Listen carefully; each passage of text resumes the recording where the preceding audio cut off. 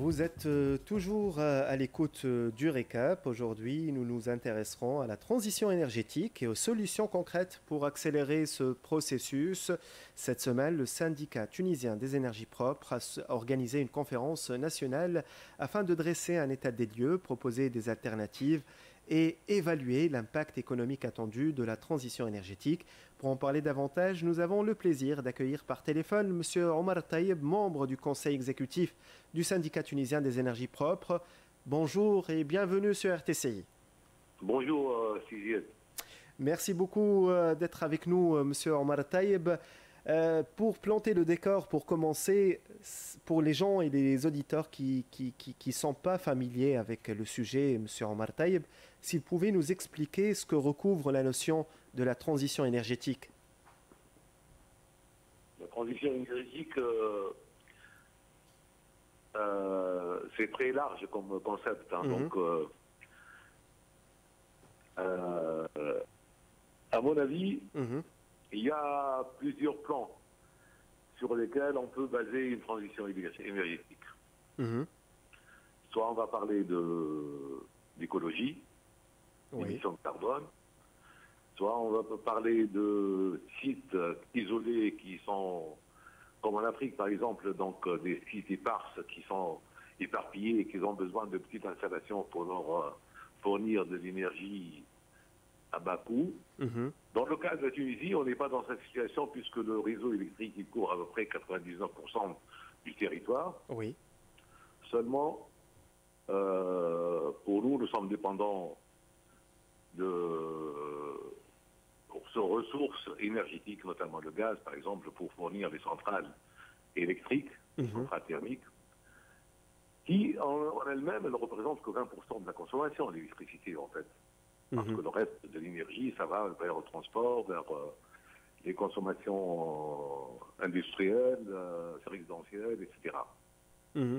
Donc nous, dans le cas dont on parle aujourd'hui, par exemple, entre parenthèses, vous savez que, à part la quote-part de ce que nous propose le transport du gaz vers l'Italie à partir de l'Algérie, qui a priori vraiment très peu, nous payons le gaz au prix fort. Que ce soit le gaz qui est fourni par British Gas ou bien par l'Algérie, on le paye au prix international. Donc nous sommes vraiment handicapés dans ce sens-là. Nos ressources sont très limitées et la consommation est en train d'augmenter. Donc, la vision de la transition énergétique, c'est d'assurer la sécurité énergétique du pays. Donc, qui elle-même avait en corrélation avec la sécurité nationale, en fait. La sécurité nationale, justement, et l'avenir du pays, justement. Donc, la transition énergétique, c'est le modèle, le mode de production et de consommation d'énergie pour vraiment donc, passer des énergies fossiles aux énergies plus durables. Et donc, c'est identique pour tous les pays. Vous avez donc organisé une conférence justement donc, sur la transition énergétique cette semaine à l'initiative du syndicat tunisien des énergies propres, le STEP. C'est ça? Exactement. Si vous pouvez nous en dire plus par rapport à ça.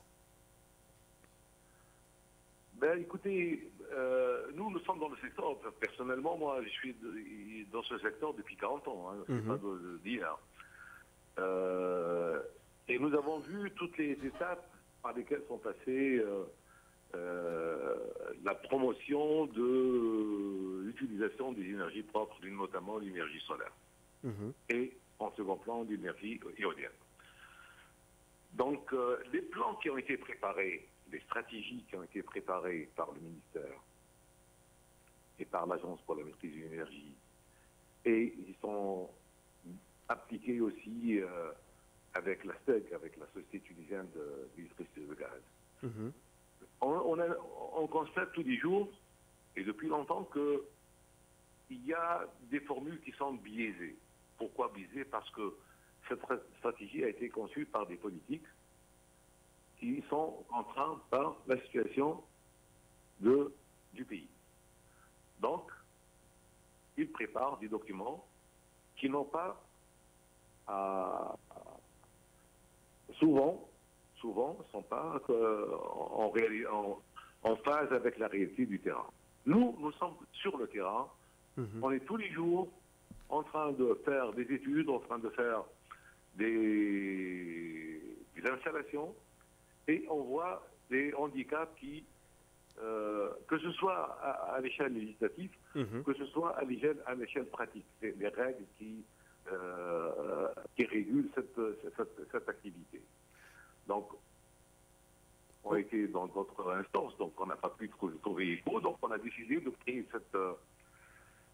cette organisation pour qu'elle soit spécialisée, autonome, indépendante, et pour avoir l'écoute des décideurs et de travailler avec eux en étant une force de proposition, ce que nous avons trouvé un écho très positif de la part du secrétaire d'État avec Cassie Chouchette, que ce soit avec l'agence de l'énergie. Oui. Et nous allons opérer pour enlever les obstacles qui empêchent le développement réel de ce secteur. Par exemple, le secteur, il prévoit, en 2015, ils ont prévu 1500 mégawatts installés. Il n'y a eu que 500 mégawatts qui ont été réalisés. Cette stratégie a changé en 2022, elle est passée à 1700 mégawatts, mais toujours nous sommes à 500 mégawatts uniquement. Les 500 mégawatts, ils sont réalisés où? Ils sont réalisés essentiellement dans le résidentiel, que moi je défends fortement, parce que c'est une démocratisation de l'utilisation du énergie solaire, puisque sur votre toit, vous pouvez installer une installation qui va vous produire de votre électricité, et vous payez 0 dinars de facture électrique. Vous allez vous prémunir pour l'avenir, au moins pour 25 ans, la durée de vie de l'installation qui est définie par les constructeurs, en fait. Oui.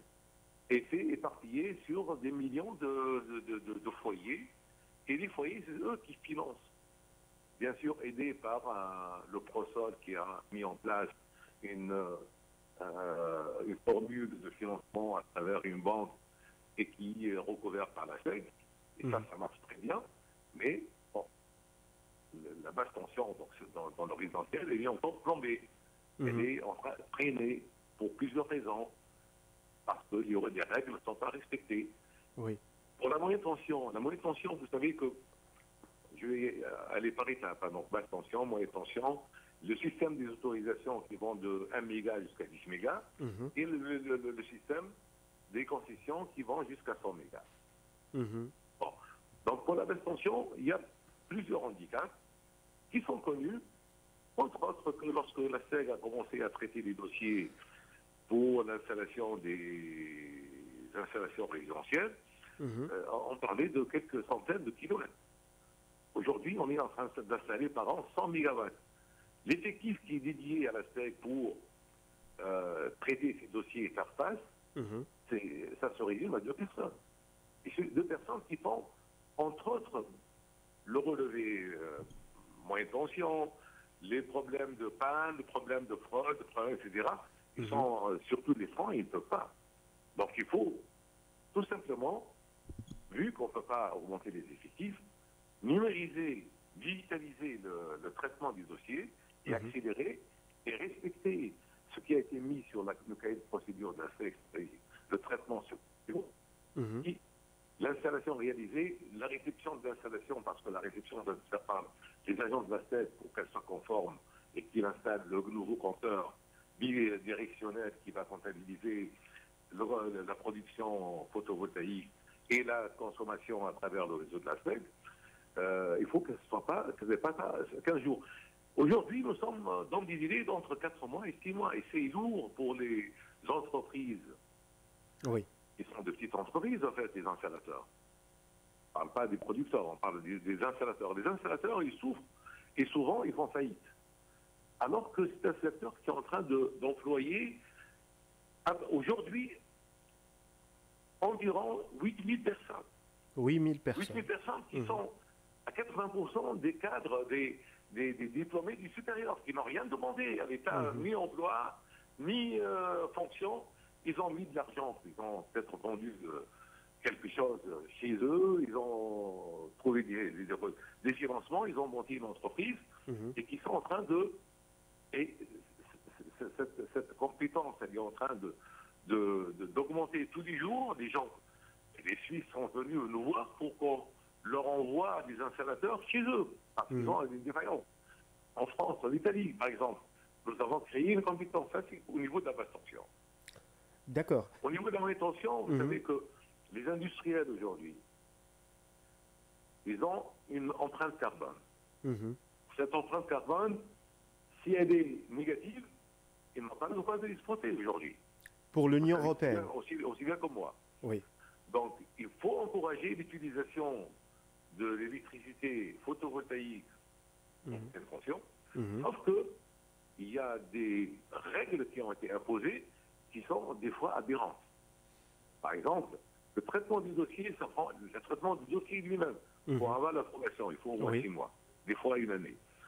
Et l'autoproducteur, l'industriel par exemple, il ne peut pas injecter plus que 30% dans le réseau d'accès. Pourquoi? On ne le sait pas. En plus, lorsque vous avez de gros sites industriels qui sont exportateurs, etc., les toitures de l'établissement ne sont pas suffisantes pour accepter les panneaux solaires sur votre toit. Il faut délocaliser. Donc, il faut déporter l'installation en louant ou en achetant un terrain dans des sites agricoles, souvent qui sont soit propriété de l'État, ça c'est un problème crucial, personne n'arrive à l'autre jour, soit on achète à des individus. Bon, souvent la propriété agricole n'est pas cadastrée, n'est pas... Et en plus, lorsqu'on installe une installation, on est en face d'une opacité totale des bornes de la SEG, là où on va connecter cette installation. On n'a rien. Le mapping des bornes de la SEG le plus proche, déjà, il y a des investisseurs qui ont acheté des terrains et puis ils se sont trouvés avec la SEG dit non, on ne peut pas installer là. Parce que soit il y a une surcharge du réseau, soit parce que le coût du transport à partir du site vers la borne de la SEG, il est énorme. Et ça induit des coûts supplémentaires. Donc il va falloir réguler cette situation au niveau de la moyenne tension aussi.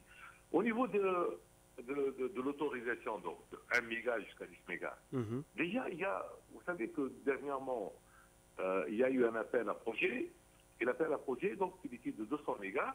La réponse, elle était de 350 mégas, dont ils ont accepté 280 mégas, et ils vont continuer à travailler sur le reste des différentiels entre les 350 et les 280.